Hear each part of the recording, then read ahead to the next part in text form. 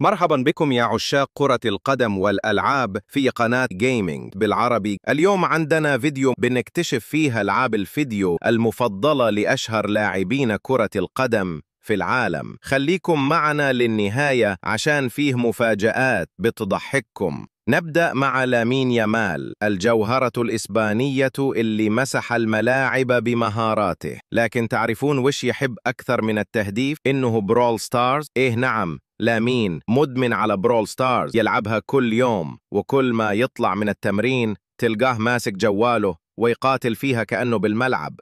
نروح الحين لجود بيلينغهام، ساحر خط الوسط الإنجليزي، وصدق أو لا تصدق لعبته المفضلة GTA 6. حتى في نهائي دوري الأبطال يوم شاف بانر جماهيره في شعار GTA كان مبسوط بشكل مو طبيعي، حس نفسه بطل المهمات في لوس سانتوس. أما الوحش النرويجي هالاند فحبه مو غريب، يستانس على فيفا مو بس يلعبها، لا دايم يختار نفسه بالكيم مود ويحط نفسه مهاجم أساسي، يعني يبي يسجل أهداف بالواقع وبالخيال. واللي تحبونهم أكثر ميسي ورونالدو وسواريز، الثلاثي المرعب، كلهم مجتمعين على لعبة واحدة فيفا. تخيل تلعب معاهم أونلاين، يا إنك بتاكلها 10-0 يا تنسحب من أول دقيقة.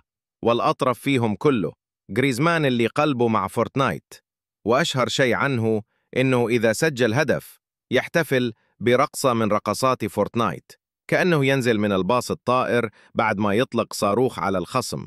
شفتوا كيف نجوم الكرة مو بس أبطال بالملعب، حتى في الألعاب عندهم شغف وحب كبير. لو كنت مكانهم أي لعبة بتختار؟ بكتبها تحت بالتعليقات.